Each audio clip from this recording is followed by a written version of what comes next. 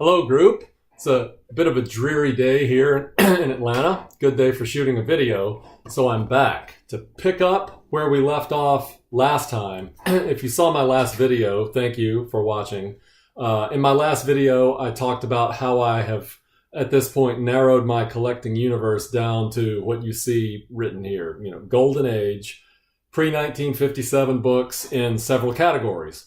First and foremost of which is EC Comics. So I'm going to use this video to explain how I arrived at this particular list of 470 EC comic books as my own personal EC Completist checklist. So that's what we're going to do right now. I have a few interesting things to show you. It's going to be pretty dense. I'll try to keep things moving along at a reasonable pace, but so of course, you know, when I decided that I was going to be an EC completist, you know, the first task, of course, is where to begin the list, right?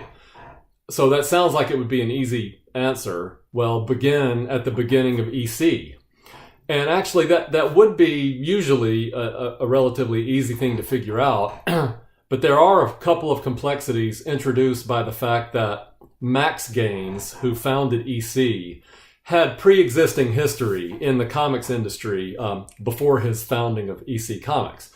Throws a couple of wrinkles in things. So I think I mentioned this in a previous video. You know, Max, I think he technically started his first comic company called All American Publishing in 1938. And then Max, under All American Publishing, published a number of comic book titles, many of which are more known as being DC comics now. Think Wonder Woman, Flash, Green Lantern. All those were Max Gaines properties under All American Publishing, you know, in the early 40s.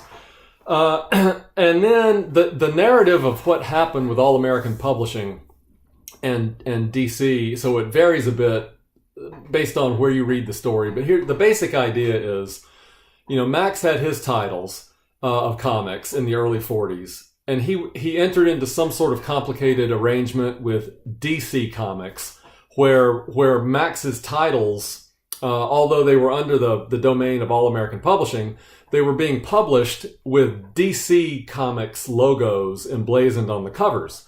I think there was some sort of advantageous marketing reasons for doing that. But those were sort of thought of, though, as DC Comics.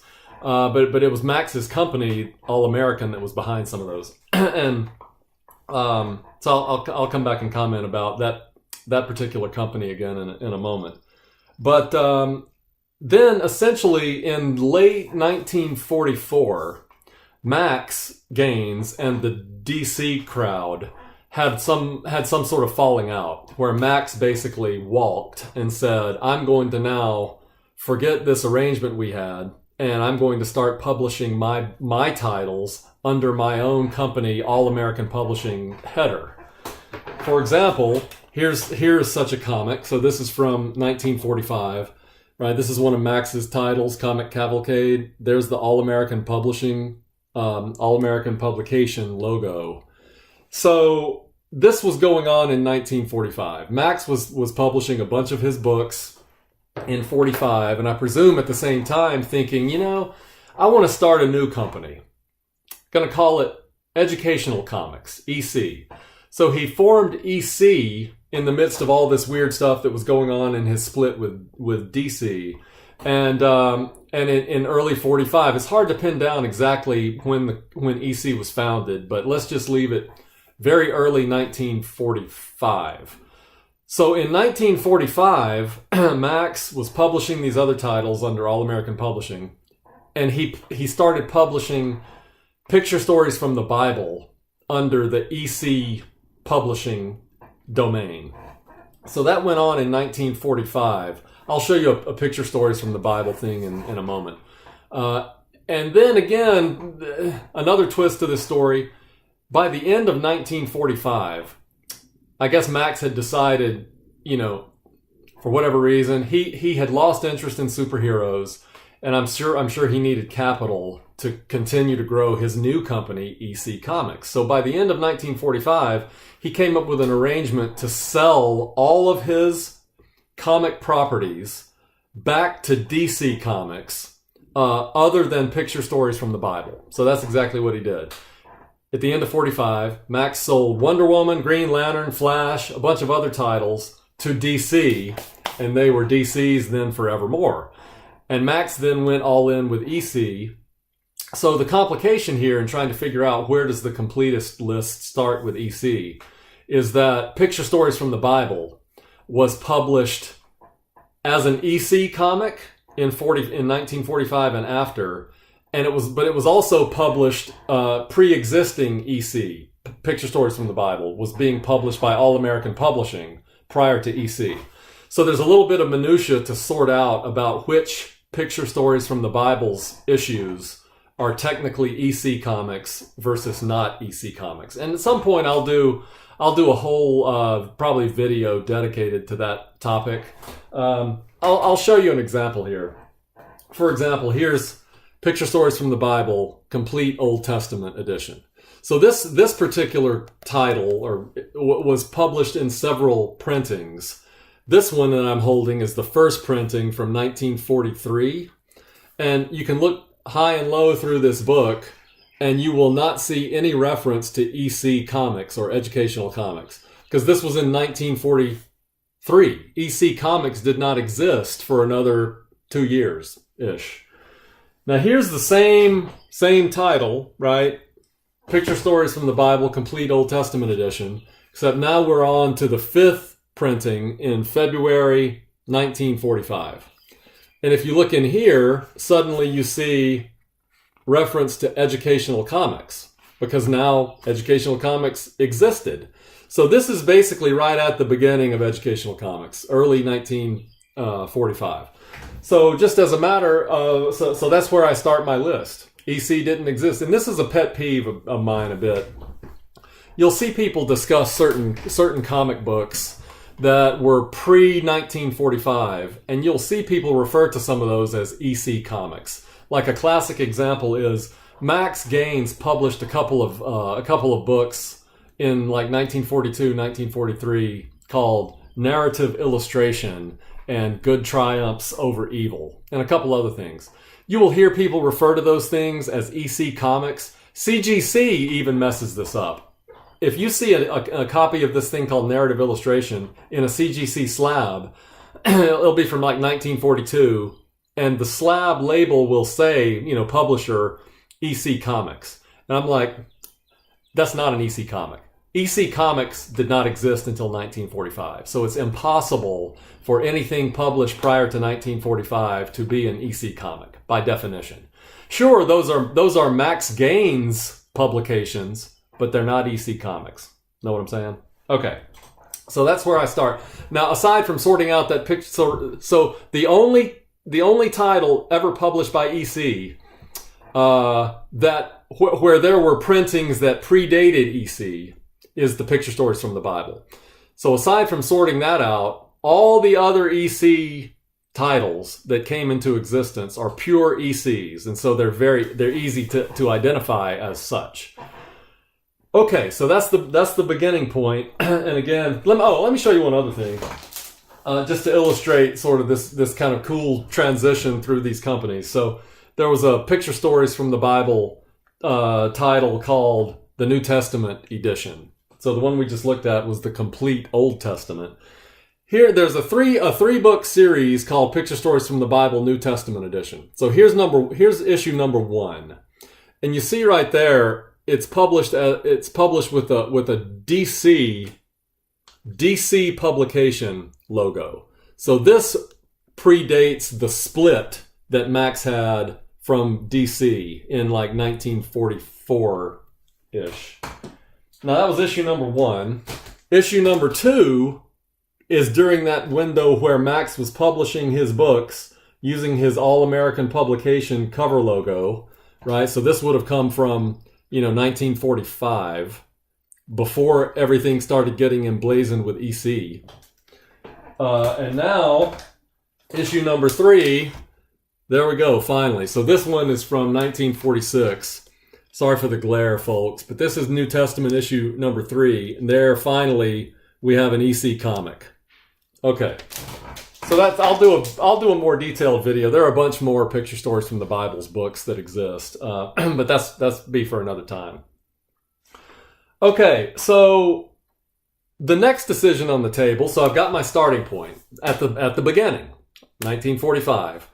Where now? Next question is, where do I end the EC Completist List of EC Ed? Right. And by the way, I should mention, if any one of you went off and set out to complete an EC checklist, chances are you'd have slight variations from what I came up with, right? I'm telling you how I viewed the problem. Next question, where to end? So this question would be relatively simple if it were not for Mad Magazine, which kept going for decades, and I guess is still going technically, although its ownership is kind of obscure now. But so where do I end? Well, so pretend like Mad Magazine didn't exist. There would be a nice, tidy sort of stopping point in 1956. So again, there's a bunch of interesting history around this. In 1956, the Comics Code was bearing down on Bill Gaines, right, who was running EC at the time, right, after his father's passing in 1947, I think. Comics Code was bringing the heat down on Bill, and then so all the old crime and horror books were not going to fly anymore. So Bill did a couple things in response to the Comics Code. He terminated the crime, the horror, all those things out of necessity, and he refocused those types of stories into magazine format. So there was a small group of what were called the picto-fiction magazines, mostly I think from 1956, where Bill was redirecting horror and crime type content into magazine format, which magazines were not subject to the code. So it was kind of a workaround of the code. So that was going on in 56, and also in like 55-ish, Bill launched a new series of what he called New Direction comic books that had drastically different, content, like comic books called things like Psychoanalysis and Valor and MD, just different types of stories. So long story short, those New Direction titles wound up essentially failing. The picto-fiction magazines wound up essentially failing. All that sort of came to a close in 1956. If not for Mad Magazine, those things would make a nice tidy end to the collecting checklist. But Mad Magazine kept going, and in fact, after 1956, Bill Gaines put all of his eggs, in that one basket, Mad Magazine. So where do I stop? Well, I did have the thought, well, just don't even worry about Mad Magazine. Just leave it off the list totally. There were 23 Mad comic books. And then Bill switched Mad from the comic book to a magazine format.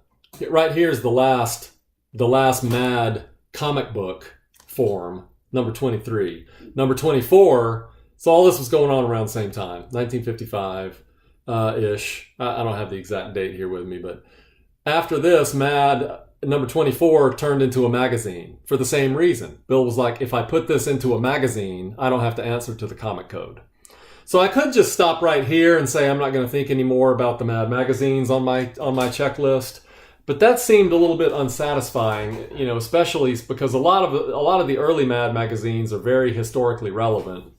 And remember, Mad magazine is very important to me in my collecting history. It's what I collected as a kid. And it wound up being my gateway drug, into EC Comics. So leaving it off totally didn't make sense. I thought about maybe I go to issue number 100, the centennial, right? A nice round, even number. I'm thinking, no, that seems kind of arbitrary. So I wound up settling in on issue number 30.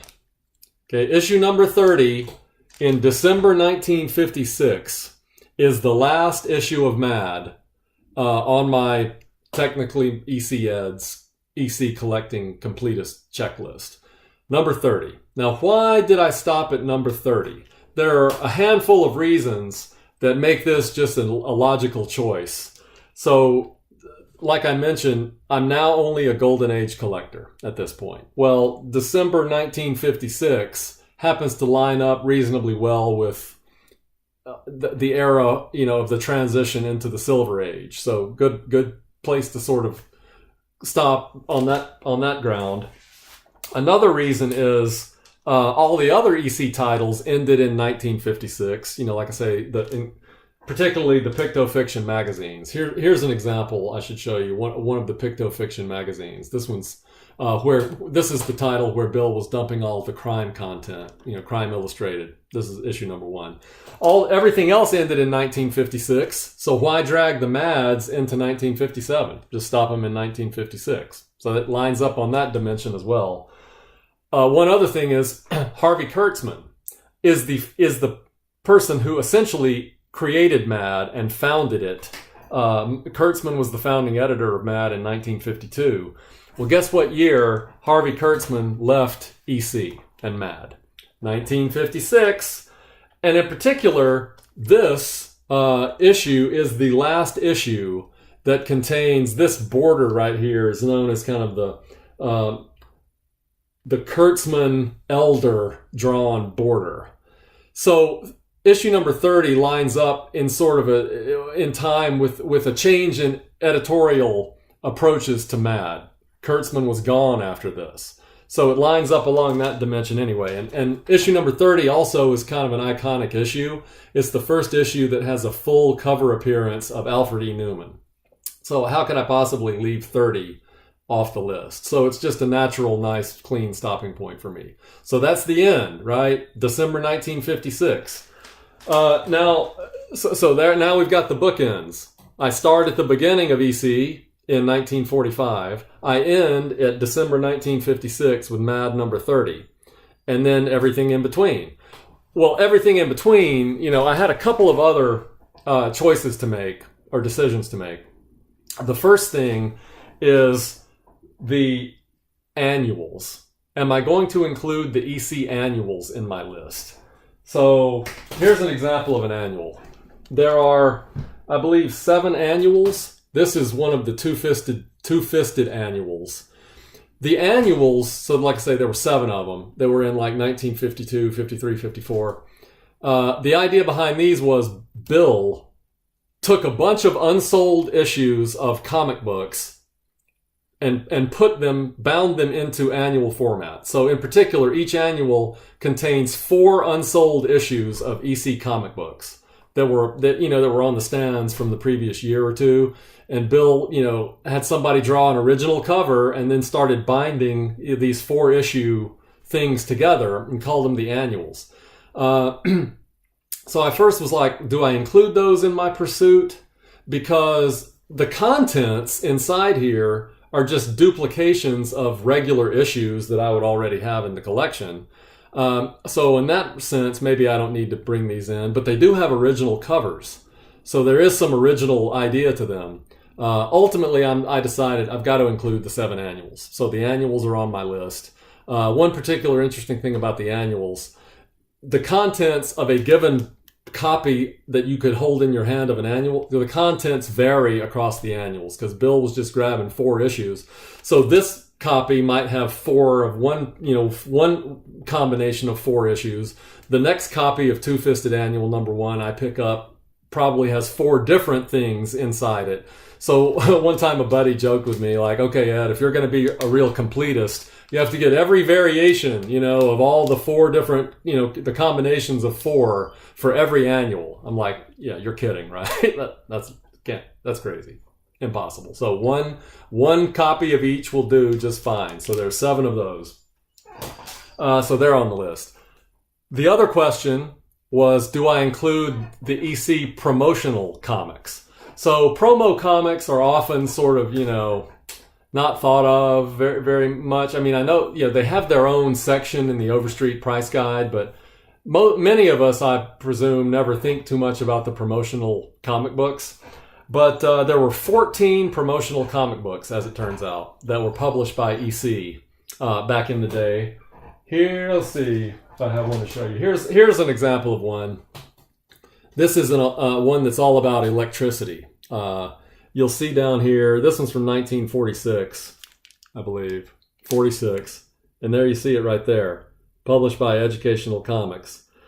And I thought, these 14 promotional comics, they're not like regular comics. Do I want to go after them?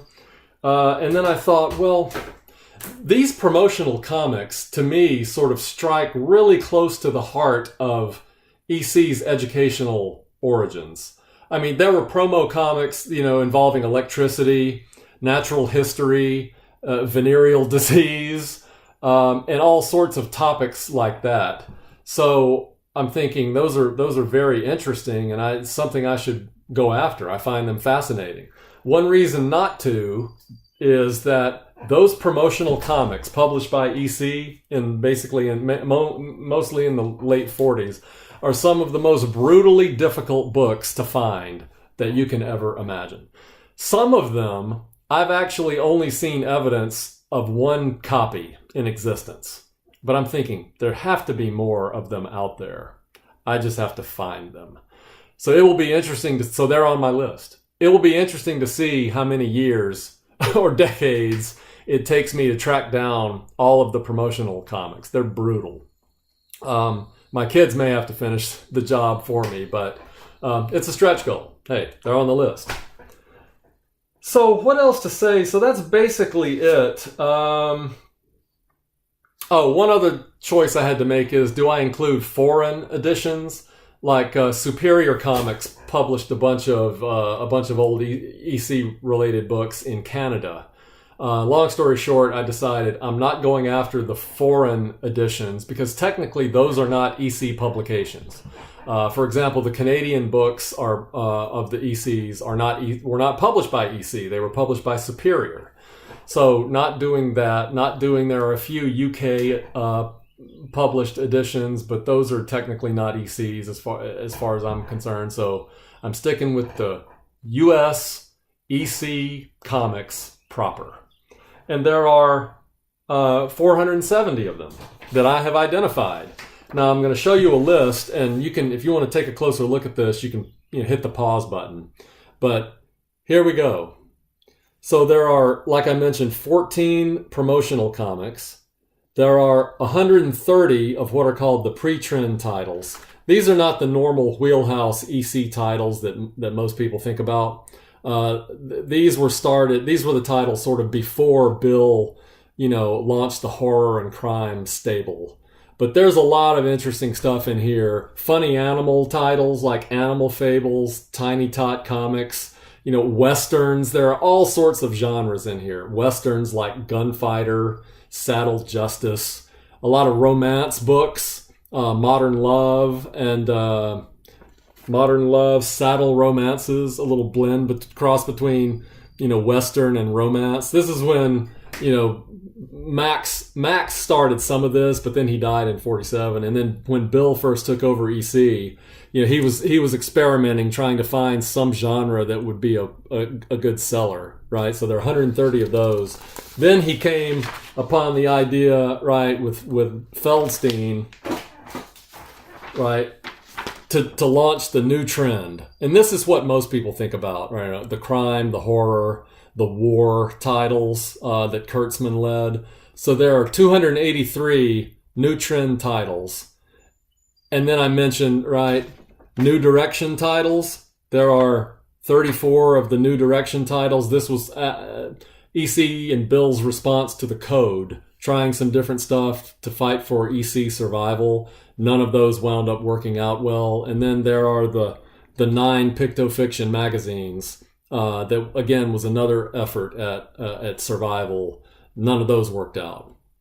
I should also mention I've taken care to identify a few instances where variations of issues exist. I don't want to go so far as to call them variants. I guess that's what you would call them today. But there are a few places in here where there are variant type things going on.